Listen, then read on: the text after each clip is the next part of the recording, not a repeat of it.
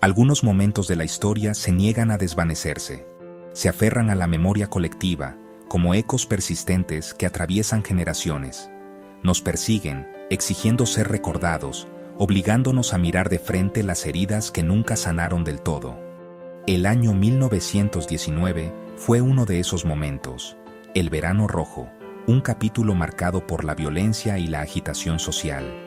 No fue un verano de ocio, sino de fuego, sangre y terror que se extendió por todo Estados Unidos, dejando cicatrices imborrables en sus ciudades y en su gente. El odio racial estalló de norte a sur, exponiendo las contradicciones más profundas de la nación y revelando la fragilidad de la convivencia. América acababa de librar una guerra por la democracia en el extranjero, celebrando la victoria y el regreso de sus soldados, pero una guerra diferente y más amarga se libraba en casa. El Verano Rojo fue un estallido violento de prejuicios y miedo, dirigido a los afroamericanos en disturbios, linchamientos y masacres que dejaron comunidades enteras devastadas. Estos no fueron actos aislados, sino una explosión de odio a nivel nacional, con decenas de ciudades ardiendo y miles de vidas alteradas para siempre.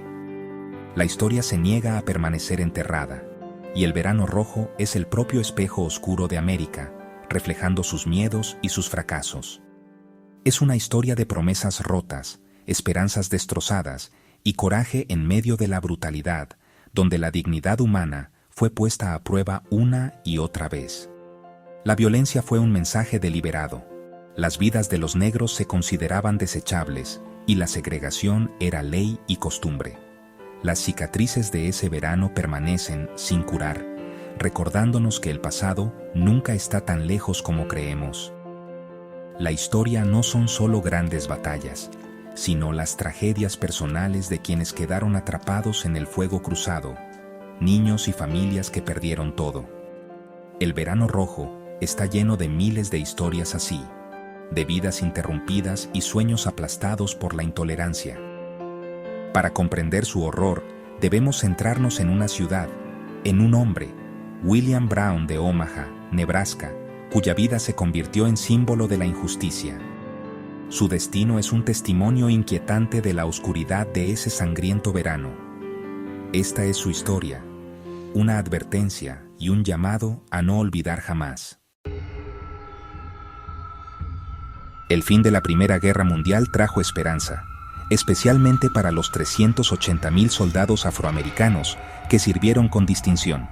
Regresaron a casa esperando respeto e igualdad, inspirados por las libertades que habían vislumbrado en el extranjero. Pero Estados Unidos estaba sumido en la recesión y la agitación social. Los trabajos eran escasos, y los veteranos negros enfrentaban una feroz competencia y resentimiento. Su confianza y demanda de derechos inquietaron a la América Blanca. El Ku Klux Klan resurgió y el gobierno federal ofreció poca protección. La administración del presidente Wilson mantuvo la segregación y el sistema de justicia miró para otro lado. Estos veteranos, antes héroes, se convirtieron en objetivos. La esperanza que trajeron a casa estaba a punto de extinguirse en los fuegos del Verano Rojo. El escenario estaba listo para la violencia. Omaha, 1919, una ciudad en auge que escondía profundas divisiones. La gran migración aumentó su población negra, buscando oportunidades y escapar de Jim Crow. Los trabajadores blancos, temiendo la competencia laboral, fueron incitados por políticos y la prensa a resentir a sus nuevos vecinos. Titulares sensacionalistas pintaron a los residentes negros como amenazas, alimentando un clima de miedo. La administración del alcalde Edward P. Smith utilizó el pánico racial para distraer de la corrupción. En esta atmósfera cargada, William Brown, un trabajador de un matadero ordinario, se convirtió en un chivo expiatorio conveniente. La ciudad era una yesca, y los susurros de odio estaban a punto de encenderse. William Brown sería atrapado en el fuego. El 25 de septiembre de 1919, una mujer blanca llamada Agnes Loebeck acusó a un hombre negro de agresión en Omaha, Nebraska. Su declaración era confusa y llena de contradicciones, pero en una época marcada por el racismo y la tensión social, la verdad importaba poco. La prensa y la policía aprovecharon la historia, amplificándola sin cuestionar los hechos. Los periódicos, hambrientos de titulares, la convirtieron en noticia de primera plana. William Brown, un hombre que no coincidía con la descripción y que sufría de reumatismo severo, fue arrestado de todos modos, sin pruebas sólidas. Los periódicos declararon su culpabilidad antes de cualquier juicio, alimentando el miedo y el prejuicio en la ciudad. La ira de la ciudad, avivada por meses de titulares sensacionalistas y rumores, estalló en las calles. Multitudes se reunieron, alimentadas por la desinformación, el miedo y la rabia acumulada. Brown se convirtió en un símbolo de todos sus miedos, resentimientos y frustraciones sociales. Para el 28 de septiembre, miles de personas se agolpaban frente al tribunal, exigiendo su linchamiento y clamando por justicia a su manera. El Estado de Derecho fue abandonado, y la autoridad se vio superada por la multitud. La furia de la multitud ya no se trataba solo de un crimen. Era una mezcla de frustración por empleos, poder y el miedo al cambio social. William Brown ya no era visto como un hombre, sino como un objetivo de la ira colectiva. La ciudad entera se tambaleaba al borde del caos, con la violencia a punto de desbordarse. La tormenta, alimentada por el odio y la desinformación, estaba a punto de desatarse sobre Omaha. Omaha estaba lista para estallar, atrapada en una espiral de miedo y violencia inminente. El 28 de septiembre, una turba de más de 4,000 personas rodeó el Palacio de Justicia del Condado de Douglas. La tensión en el aire era palpable, y la multitud crecía con cada minuto que pasaba, alimentada por el miedo, la ira y los rumores que recorrían la ciudad. Dentro, la policía y el alcalde Smith intentaron en vano contener a la multitud y proteger a William Brown. Los funcionarios estaban superados en número y sabían que la situación podía volverse mortal en cualquier momento. Las súplicas del alcalde por la calma fueron recibidas con abucheos y violencia. Nadie parecía dispuesto a escuchar razones. La furia colectiva era imparable.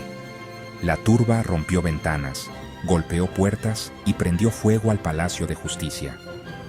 El estruendo de los vidrios rotos y los gritos llenaban la noche. La policía disparó tiros de advertencia, pero nada detuvo el ataque. El caos reinaba y la desesperación se apoderaba de todos los presentes. Las mangueras contra incendios fueron cortadas y se vertió gasolina sobre las llamas. Los intentos de apagar el fuego resultaron inútiles ante la determinación de la turba. Atrapados dentro, los funcionarios se enfrentaron a una elección mortal: quemarse o rendirse. El humo llenaba los pasillos y el calor era insoportable. El alcalde Smith fue arrastrado, golpeado y casi linchado, salvado solo por un rescate de última hora. Su vida pendía de un hilo mientras la multitud buscaba venganza. El verdadero objetivo de la turba, William Brown, todavía estaba dentro. Su destino era incierto y el peligro aumentaba con cada segundo. Con el Palacio de Justicia en llamas y el orden desaparecido, la ciudad se rindió a la turba. El miedo y la confusión se apoderaron de Omaha. La ley se había derrumbado. Las instituciones que debían proteger a la comunidad estaban impotentes ante la violencia. Lo peor estaba por venir.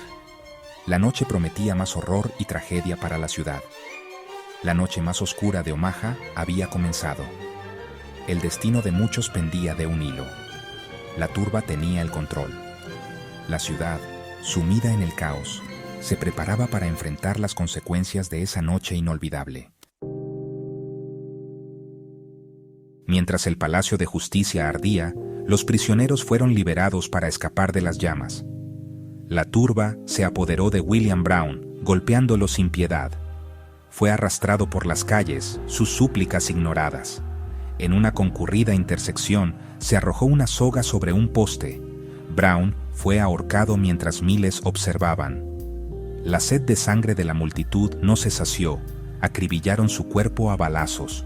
Su cadáver fue arrastrado por el centro de la ciudad y luego quemado en una hoguera. Se vendieron trozos de la cuerda como recuerdos. Esto no fue un crimen secreto, fue un festival público de odio, al que asistieron hombres, mujeres y niños. Las fotografías capturaron las caras sonrientes de la multitud. El linchamiento fue un mensaje. Las vidas de los negros podían ser destruidas con impunidad. Las llamas proyectaron una larga y oscura sombra sobre Omaha.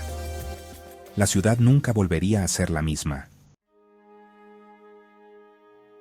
La violencia no terminó con la muerte de William Brown. La turba se volcó contra el barrio negro de Omaha, saqueando y atacando a los residentes. Solo la llegada de tropas federales evitó una masacre. Se declaró la ley marcial. La ciudad se quedó en silencio por el miedo y la vergüenza. Un gran jurado acusó a más de 100 personas, pero nunca se hizo justicia. La mayoría de los cargos fueron retirados. Nadie fue responsabilizado por el asesinato de Brown. Los líderes de la ciudad y la prensa optaron por olvidar. Para los residentes negros, el trauma persistió. Muchos huyeron, otros vivieron con miedo. El linchamiento había reforzado la jerarquía racial. La herida de Omaha no sanaría. Los medios no fueron un espectador, fueron un instigador. El Omaha Bee lideró una campaña de propaganda antinegra, alimentando el miedo y el odio. Cuando Brown fue acusado, la prensa lo declaró culpable, incitando a la turba. Incluso después del linchamiento, los periódicos justificaron la violencia, pintando a la turba como vigilantes. Este patrón se repitió en todo el país durante el Verano Rojo. La prensa proporcionó el combustible y la cobertura para el terror racial. Al controlar la narrativa, se aseguraron de que casi nadie fuera castigado. La tinta de 1919 estaba manchada de sangre. Omaha fue solo un capítulo en el horror nacional del Verano Rojo. Al menos 25 grandes disturbios raciales estallaron en todo el país. En Chicago, una semana de violencia dejó 38 muertos y más de 1000 familias negras sin hogar. En Washington, D.C., las turbas atacaron a los residentes negros, pero por primera vez la comunidad negra se defendió. En Elaine, Arkansas, cientos de aparceros negros fueron masacrados por organizarse.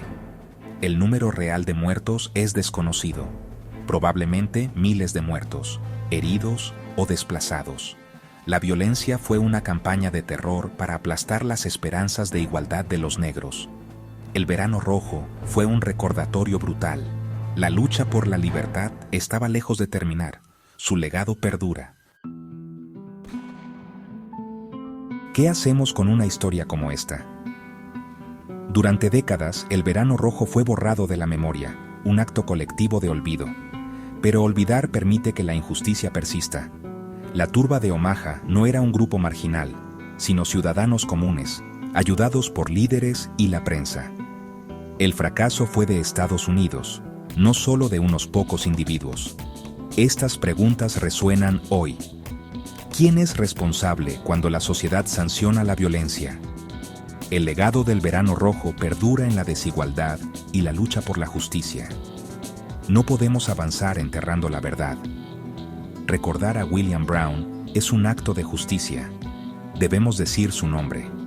Solo recordando podemos esperar evitar que tales horrores vuelvan a suceder. Si te gustó el video, no olvides dejar tu like, suscribirte y activar la campanita para no perderte lo que se viene. Gracias por mirar.